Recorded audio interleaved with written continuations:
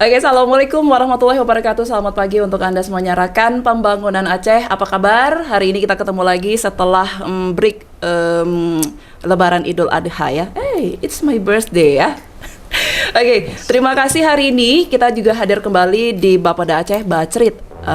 Bapeda bercerita ya, dan langsung saja tanpa membuang waktu lebih banyak kita akan menyapa narasumber di hari ini, Bapak Jufri selaku Asisten Vice President Tanggung Jawab Sosial Lingkungan PT Pupuk Iskandar Muda. Assalamualaikum, selamat pagi Pak Juf.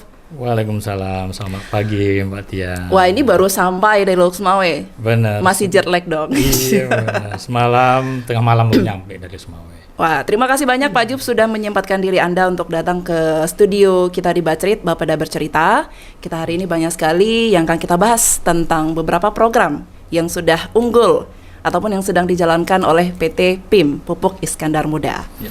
BTW, Pak, kita sambil ngopi ya. Dan sebelum kita masuk ke dalam pembahasan di hari ini, kita lihat dulu video yang satu nih Pak Juf ya. Oke, inilah dia Rakan Pembangunan Aceh. Kita saksikan dulu video yang akan tayang saat ini. Di mana di tahun 2021 itu dilakukan kajian sosial mapping atau pemetaan sosial di Blangme sebagai salah satu wilayah ring 1 perusahaan. Nah, di situ muncul sebuah rekomendasi program untuk mengembangkan daerah ekowisata dengan memanfaatkan potensi alam yang ada di masyarakat ini. Itu adanya lahan atau rawa gambut payani. Dilanjutkan dengan mulainya program pembangunan infrastruktur. Salah satunya yang sudah dibangun sampai saat ini tahun 2022 adalah pembangunan Green Cafe, yaitu mengusung konsep kafe yang ramah lingkungan. Selanjutnya dibangunlah dermaga sebagai salah satu atraksi wisata yang akan ditawarkan kepada wisatawan yang datang.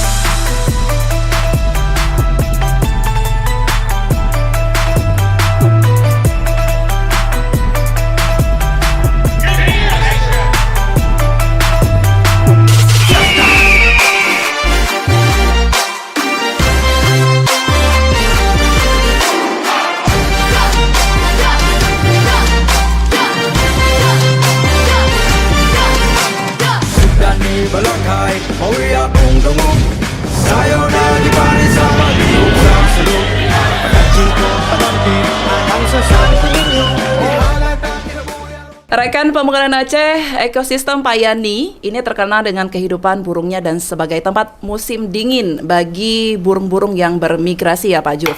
Sebelum dilarang secara ketat, aktivitas perburuan burung dan juga penangkapan ikan dengan listrik kejut ya Pak ya. Ini juga marak terjadi di kalangan kita masyarakat dan ini bisa merusak ekosistemnya sendiri. Pohon-pohon juga tidak boleh lagi ditebang ya. Oke, masyarakat ada diperkuat juga oleh peraturan baru dalam pengelolaan kawasan ini Rakan. Di lain hal, sebagian ekosistem Payani di pantai utara Sumatera telah dikeringkan dalam 10 tahun terakhir dan ini dirubah menjadi ladang perkebunan kelapa sawit. Akibatnya, fungsi rawa sebagai daerah resapan air ini juga sangat terganggu secara besar-besaran. Penduduk menderita kekurangan air dan para ahli lingkungan juga menyebutkan daerah ini sebagai daerah yang terancam secara ekologis. Terakhir, padahal rawa dan juga hutan gambut tropis ini juga mempunyai keanekaragaman hayati istimewa. Secara khusus, rekan, rawa gambut juga seperti Payani ini merupakan penyerap karbon yang penting dan juga pelindungan serta konservasinya merupakan hal yang sangat mendasar untuk mengatasi krisis iklim saat ini ya. Pak Juf, banyak PR nih yang mau saya tanyain jadinya ya. Pak Juf, kita kan melihat tadi ada video, ini video tracer ya, Payani yang ada di Kabupaten Biren, betul Pak Juf? Benar. Boleh sedikit diceritakan di awal video ini kan baru launching beberapa waktu yang lalu Pak? Benar. Cerita dong Pak. Nah, sebenarnya kalau berbicara Payani ini kita berbicara satu legenda sebenarnya, legenda kita di Aceh, terutama di Biren, di salah satu daerah di Blangme, di Kecamatan Kutablang, di Kabupaten Biren itu. Itu legenda itu sebenarnya sudah terkenal sejak lama, tapi generasi kita sekarang ini udah mulai melupakan gitu legenda-legenda yang ada di daerah kita Aceh terutama. Jadi kami melihat banyak potensi yang ada di Payani ini sebenarnya. Selain dari daerah serapan air di salah satu kawasan di Biren ini, karena Payani ini luasnya sampai 300-an hektar. Besar tuh Pak. 300-an hektar luas Payani dikelilingi oleh 9 desa di daerah itu, dan air dari serapan di Payani itu digunakan untuk area pertanian di daerah tersebut. Ada kurang lebih 500 sekian hektar area sawah yang ada di situ menggunakan air dari Payani tersebut. Jadi kita melihat banyak potensi yang ada di Payani ini. Tidak hanya potensi di daerah pertanian, juga ada potensi-potensi yang lain yang patut kita gali dan kita kembangkan, kita lestarikan di situ. Makanya kami dari PT PIM ini mencoba membangun suatu skema pemberdayaan masyarakat di sana dengan menyebutkan pemberdayaan masyarakat berbasis konservasi. Jadi tidak hanya kita melakukan pemberdayaan terhadap masyarakat itu sendiri, tetapi kita juga berusaha untuk melestarikan alam yang memang potensinya sangat besar. Seperti saya kemukakan di lain kesempatan itu, kemarinnya itu, Payani ini seperti satu permata yang memang belum terjamah di daerah Aceh ini. Jadi semua ada di situ, komplit di situ. Dari segi sosial budayanya, masyarakat di sana, juga potensi alamnya, ekosistemnya, dan banyak lagi hal yang bisa kita kembangkan di sana. Terutama salah satu program kita yang akan kita create sana adalah program Ekoduwisata. Ekoduwisata. Jadi wisata berbasis edukasi. Jadi yang kita bangun di sana nantinya. Nah, sekarang kita lihat baru saja kita mengenalkan kepada masyarakat luas di sana di area Payani tersebut. Banyak dari lembaga atau dari akademisi yang hadir di sana untuk ambil bagian untuk membangun Payani sendiri. Salah satunya dari akademisi nih, dari Al-Muslim sendiri, Universitas Al-Muslim. Kemarin mereka melakukan sekolah lapang bagi mahasiswanya di sana yang kebetulan dari pasca sarjana Al-Muslim kemarin datang sekolah alam dan menanam 1.000 pohon di area di Payani tersebut. Jadi begitu kita angkat isu ini, semua kalangan melihat bahwasanya inilah saatnya gitu. Walaupun dulu Payani ini udah terkenal sebenarnya. Betul. Sudah terkenal, tapi pengelolaannya tidak ada. Ya, pengelolaan itu dia. Tidak ada gitu. Makanya kita cobalah membangun suatu spot wisata di sana untuk menarik minat masyarakat untuk hadir di sana dan melihat potensi di sana. Dan tidak hanya PIM nantinya, lembaga, instansi, dan perusahaan-perusahaan yang ada di Aceh kita rangkul untuk mengajak membangun daerah Aceh, terutamanya Biren nantinya. Biren dulu gitu. ya, karena kita juga bisa melihat ada potensi-potensi yang bisa diangkat dari Kabupaten Biren ini. Salah satunya yang ada di Payani ini.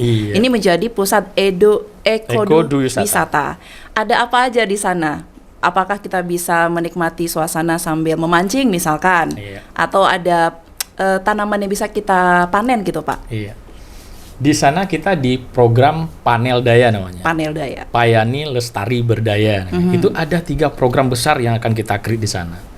Yang pertama ada program Petarung Epik yang kemarin kita mendapat penghargaan dari Nusantara Award, TJSL Nusantara Award yang baru kemarin yang diambil di Hotel Kempinski di Jakarta. Wow, dengan kategori tanpa kemiskinan. Tanpa kemiskinan. Keren. Jadi dari satu program ini berdampak multi efek kepada masyarakat dan di program-program yang lain yang terutama yang mendukung program pemerintah.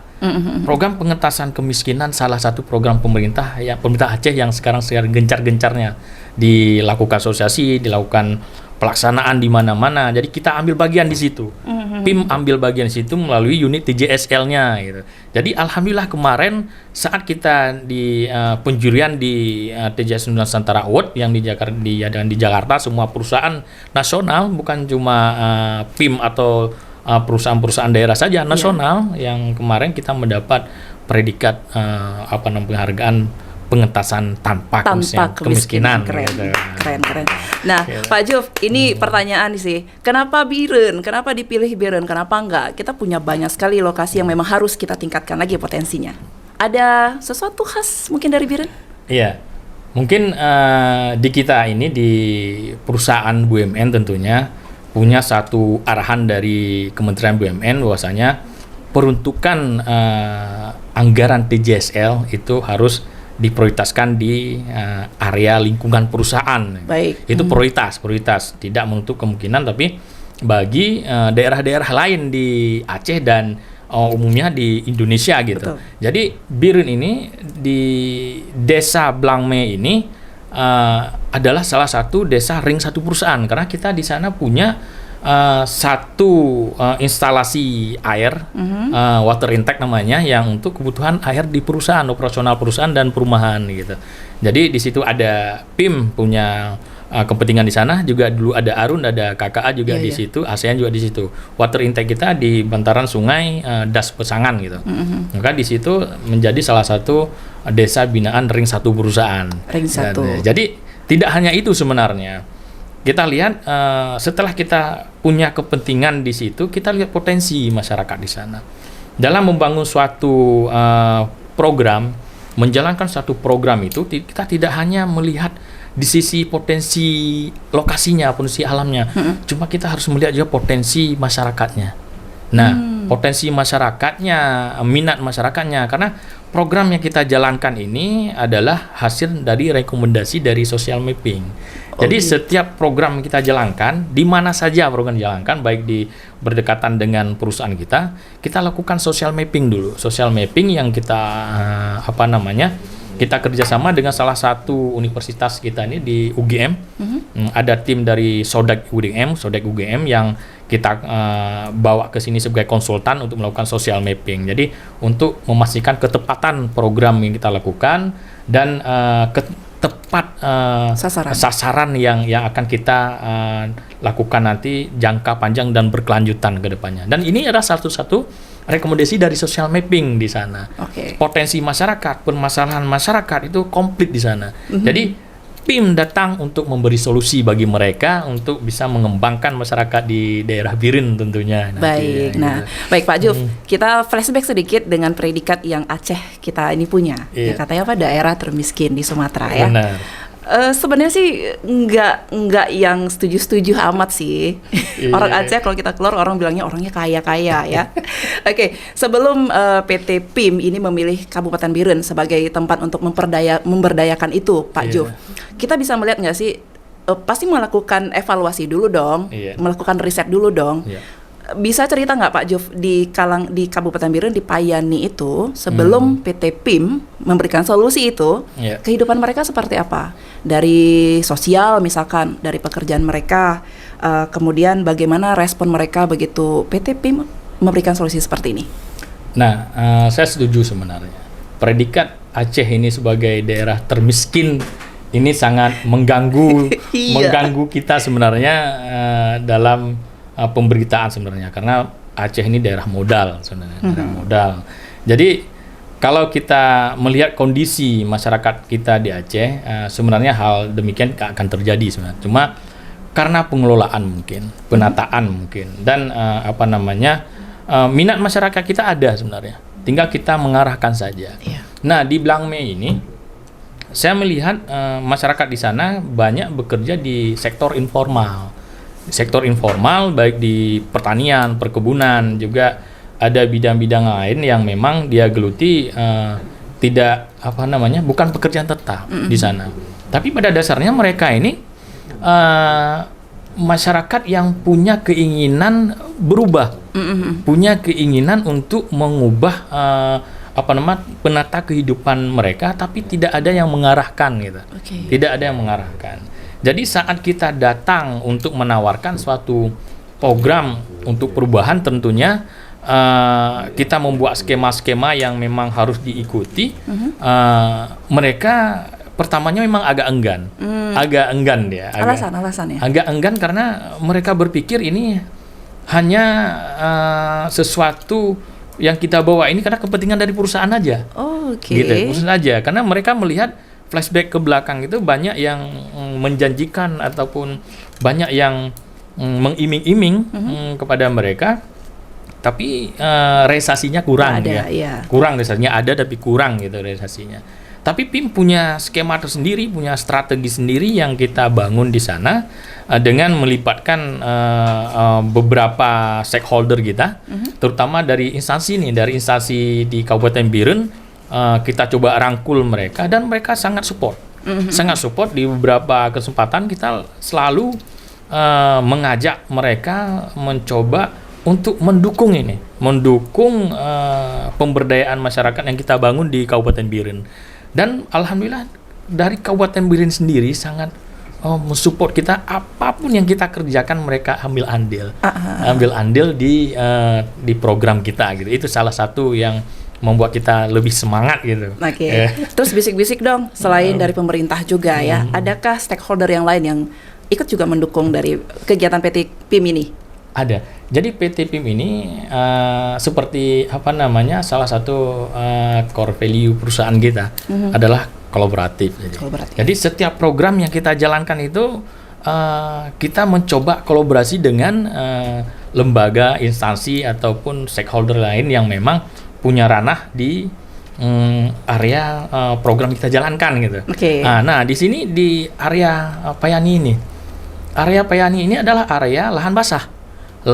Dia ada salah satu lembaga swadaya masyarakat di sana, kebetulan bertempatnya di base camp-nya di Kota Ablang gitu. Namanya AWF, Aceh Wetland Foundation. Jadi kalau AWF ini mungkin sangat terkenal sudah di Aceh ini, dia sangat konsen terhadap konservasi lahan basah di mana aja, Kolatripa atau di mana aja mereka ada di situ untuk melestarikan daerah yang memang udah mulai terancam gitu kan, pegunungan, pepohonan yang mulai sudah ditebang, gunung gitu kan, mereka konsen terhadap itu. Jadi kebetulan mereka ada di situ, kita gandeng mereka. Kita menggandeng mereka, ayo kita bangun sama-sama daerah kita yang ada di sini, daerah Biren. Mereka juga base camp-nya ada di Kota Ablang gitu.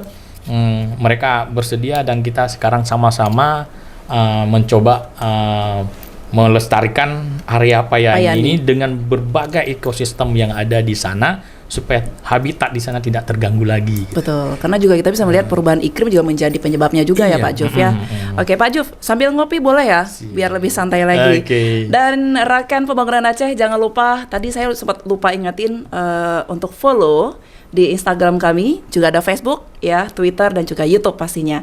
Banyak sekali informasi yang bakal Anda dapatkan di YouTube Bapeda Aceh pastinya. Rekan, panel daya tadi sudah dijelaskan oleh Bapak Jufri adalah Payani Lestari Berdaya. Ini merupakan program pemberdayaan masyarakat yang bertujuan untuk menjaga keberlangsungan ekosistem rawa gambut Payani dan juga meningkatkan perekonomian masyarakat melalui implementasi 3 subprogram ya. Yang pertama Petarung Epik, kedua Gabus, dan ketiga Ekodu Wisata Payani. Pak, penasaran, Gabus itu opo? Iya benar. Jadi saya coba kupas dulu satu-satu ini. Satu-satu. Sebenarnya ekowisata ini exit strategi kita. Exit strategi kita. Kita semua program, ketiga program yang kita jalankan di sana ini kita masukkan ke Renstra, rencana strategis kita selama 5 tahun. Nah, dan ada renja setiap tahunnya yang kita memang plotkan untuk fokus kita untuk membangun area di Payani tersebut. Jadi ada petarung epik tadi. Petarung epik itu adalah pemanfaatan purung estetik dan epik. Nah, jadi namanya yang memang yang unik kita ambil biar orang bisa mudah mengingatnya, bisa melekat di ingatannya gitu. Jadi itu salah satu program penjajakan program yang sudah dahulu kita lakukan di sana. Di sana ada ibu-ibu yang memang tidak punya penghasilan tetap. Mereka sehari-harinya bekerja seadanya serabutan. Kita melihat di sana ada potensi purun di Payani itu, tanaman purun. Yang tanaman purun ini bisa diolah bermacam ragam kerajinan gitu. Kita melihat potensi itu sebelum kita menjajakan program besar ini. Jadi di tahun 2020 kalau nggak saya itu sudah terbangun tuh. Kelompok ibu-ibu yang kerajinan purun ini kita bina untuk membuat kerajinan tangan. Kita melihat dulu seadanya bagaimana hasilnya dan kita kembangkan. Ini dia. Ini salah satu hasil dari kerajinan purun. Vas bunga. Dan ada lagi seperti kotak tisu, ada tas, banyak dompet gitu. Yang ini yang lain dari mitra yang lain. Jadi ini namanya mitra, kita namakan mitra Bujroh. Itu segerombolan emak-emak nih, memberatkan emak-emak di sana supaya mereka punya penghasilan tetap dengan memanfaatkan sumber daya yang ada di desa sendiri. Ini salah satunya. Salah satunya seperti ini yang sudah ada di meja kita ya, Rakan. Ada piring. Iya. Ini juga piring dari apa Pelepah sih? Pinang. Pelepah pinang ya. Pelepah pinang. Loh, ini kuat loh, Pak. Iya, benar. Ini sekali pakai atau bisa dipakai? Bisa berkali-kali. Ini kebetulan yang kita bawa ini yang belum belum sempurna, belum di finishing, tapi masih natural. Natural, tapi natural saja sudah begini. Sudah bagus. Jadi kita juga mendukung program pemerintah di Zero Waste-nya. Untuk menghilangkan penggunaan plastik yang berlebihan. Jadi kita back to nature semua. Setuju. Jadi konsepnya kita semua kembali ke asal, ke alam. Jadi ada juga yang seperti sedotan dari purun. Ini penjajakan nanti belum diproduksi banyak. Penjajakan semana sih nanti bisa potensinya ada di sana, karena ini bahannya juga spesifik. Tidak semua purun bisa kita buat sebuah sedotan. Harus pilah dulu. Ya. Nanti kita coba jajaki apakah banyak purun yang bisa kita manfaatkan untuk sedotan. Ini di mana di daerah kafe-kafe yang besar sekarang di kota besar nggak pakai lagi sedotan plastik. Saya pernah ke Sabang gitu. Ke Sabang, salah satu kafe di Sabang itu malah dia order dari Jogja dan dari Kalimantan. Kenapa nggak dari kita sendiri yang di Aceh punya potensi bagus di sini? Benar. Ada potensi kita bangun sendiri, kita produk sendiri, minimal untuk daerah kita sendiri gitu. Susah nggak sih dalam memasarkan produk ramah lingkungan kerajinan tangan ini sih, Pak? Nah, ini sebenarnya salah satu tantangan. Tidak bisa kita bilang susah. Semua butuh proses sebenarnya dari sisi marketingnya gitu kan. Jadi di sisi marketing kita coba kerjasama juga sebenarnya. Misalnya dari kerajinan ini saya malah mengajak kawan-kawan kita di instansi di Kabupaten Birun untuk menyerap produk dari UMKM kita. Kita sudah bangun UMKM dari nol gitu. Dari nol, sudah jadi UMKM sudah menghasilkan produk. Ayolah sama-sama kita bantu dulu sebelum dia mendapat pasar yang lebih besar gitu kan. Nah, di Kabupaten Birun udah mulai tisu kotak tisu gongyu seperti gongyu tempat tatakan gelas segala macam udah dari setiap kantor di Birun itu udah ada produk UMKM kita. Itu salah satu kontribusi dari pemerintah daerah kita untuk membangun UMKM kita gitu. Oke, luar biasa sekali. Berarti selain kita lemparkan dulu ke luar, pemerintah sudah pakai produk ini. Iya, benar. Pak, ini yang kan kelompok ibu-ibu ya? Iya, benar. Ada nggak sih medsos mereka yang bisa kita pesan? Misalkan ada yang dari luar. Iya, benar. Ada nggak sih, Pak? Ada sebenarnya. Sebenarnya yang Bujroh ini dulu punya websitenya sendiri itu yang dikelola oleh sekretariat mereka di AWF. Kebetulan AWF juga base camp-nya sama dengan Bujro ini. Nah, karena pengelolaan kemarin kurang maksimal, domain mereka sudah dipakai sama orang lain sebenarnya. Tapi sekarang sudah ada lagi dibuat di maintain kembali. Ada websitenya nanti kita sampaikan, ada Instagramnya kita sampaikan juga. Kita tulis nanti di bawah ini. Oke, lanjut lagi. Tadi kita sudah membahas tentang Petaro Epic, kemudian Ekowisata Payani. Gabus tadi yang belum ya? Nah, penasaran. Gabus sebenarnya sama seperti kalimatnya gabus sebenarnya, walaupun cuma penamaan. Jadi gabus ini salah satu ekosistem yang ada di Rawa Payani ini adalah ikan endemik. Ikan endemik. Salah satunya ada gabus. Di situ ada nila sepat siam, bukan nila, sepat siam yang sangat langka, gabus, dan ada ikan petok namanya kalau bahasa Aceh ikan krup. Ikan krup. Krup kecil, nila kecil tuh kan. Ini memang di rawa-rawa dia. Itu udah terancam punah. Karena apa? Dalam pengambilan ikan di Rawa Payani ini, masyarakat di sana itu cenderung melakukan hal-hal yang dilarang sebenarnya. Dilarang untuk melakukan seperti melakukan memakai dinamit dengan nyetrum pakai listrik dan meracun gitu. Jadi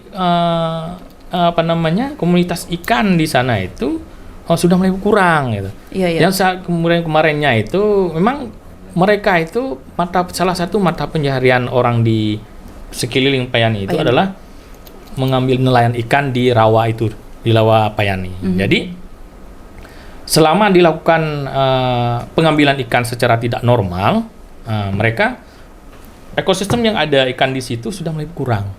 Nah, itulah salah satu tujuan kita untuk mencoba merestocking kembali ikan-ikan yang ada di sana, melestarikan, menjaga habitatnya supaya tidak punah gitu. Yang salah satunya gabus. Jadi memang gabus ini sangat rumit kalau kita budidayakan tuh. Udah pernah kemarin kita budidayakan, kita coba restocking 5.000 ekor gagal. Ini kita coba lagi restocking kembali sekitar 4.000. Mudah-mudahan ini akan berhasil. Kita juga kerjasama nih dengan instansi pemerintah daerah di Birin itu dengan instansi dinas kelautan dan perikanan. Kita bawa mereka, penyuluh mereka, dan juga ada konsultan yang lain kita libatkan supaya ini bisa berjalan dengan bagus gitu. Benar-benar. Pak, selain tadi ekosistem, ada kendala kan? Kayak tadi udah lempar berapa bibit ikan gagal. Kendalanya apa itu, Pak? Nah, karena dalam budidaya ikan ini dia harus ada memang ahlinya gitu. Yang memang mengerti tentang kondisi alamnya, airnya, kondisi pH airnya. Kemarin juga kita kerjasama dengan tim ahli dari Unsia. Kita datang tim ahli Unsia untuk melakukan riset di sana terkait dengan kondisi air di Payani, tanah di Payani, supaya ikan yang kita budidayakan nanti bisa berkembang.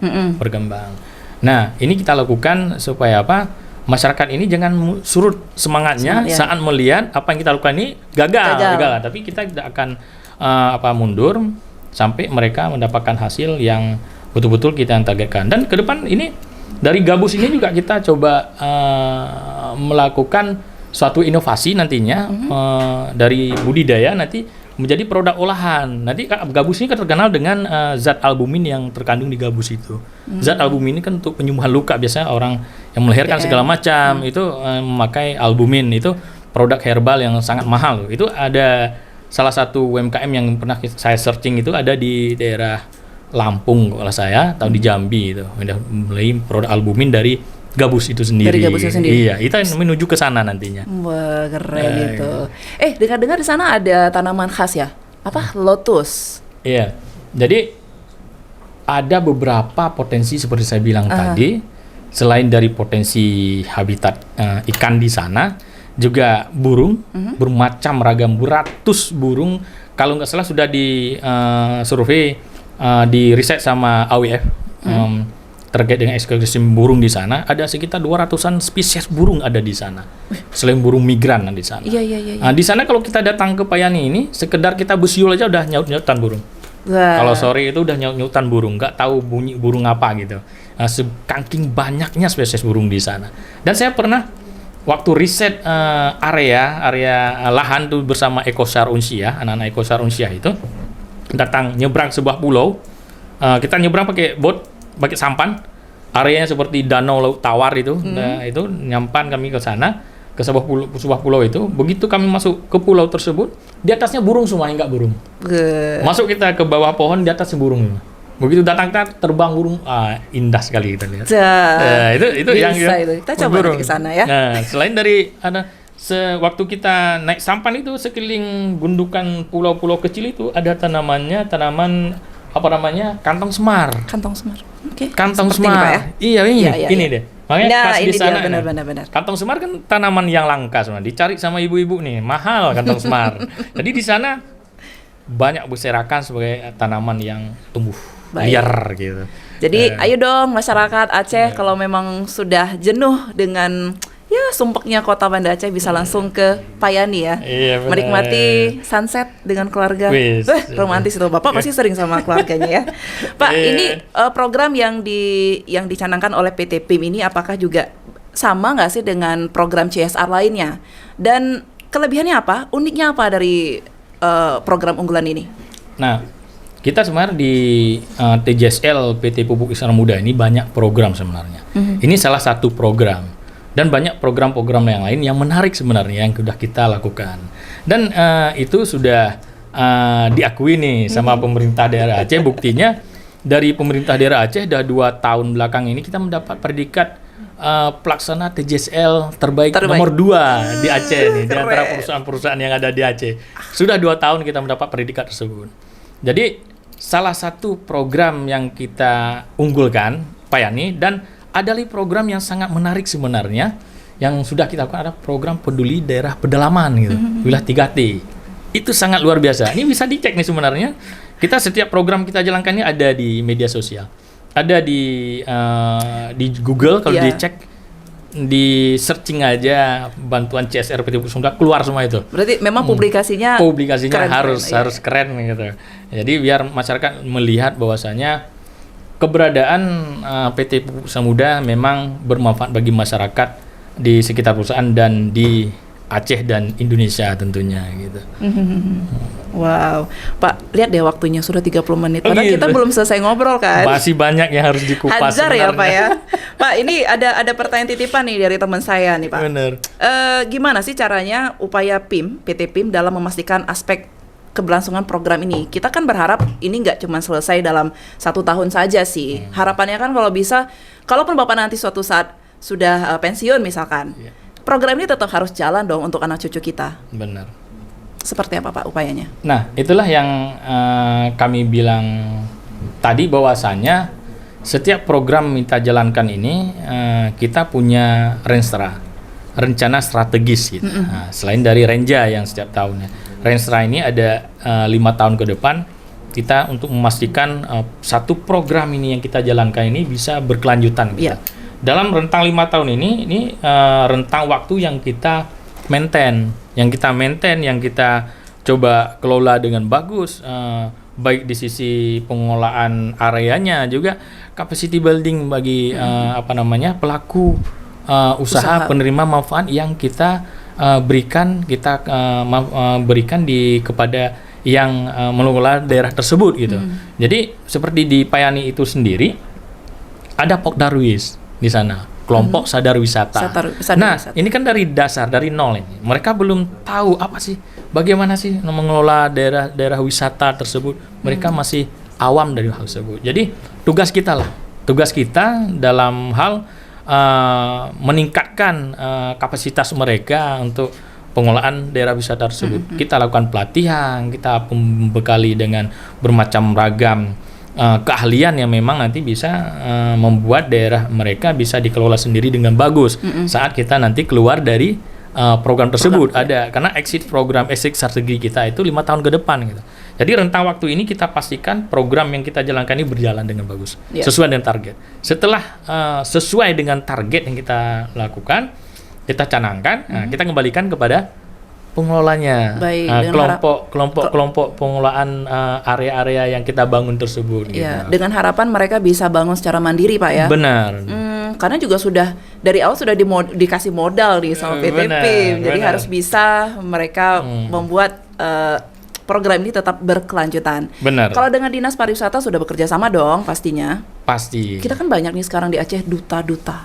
Benar. Mereka juga dilibatkan dong. Benar. Jadi waktu kemarin Payani Festival kita lakukan di Payani waktu kemarin itu kita libatkan, kita panggil Duta Wisata Biren, Agam Inang Biren Iya, untuk iya.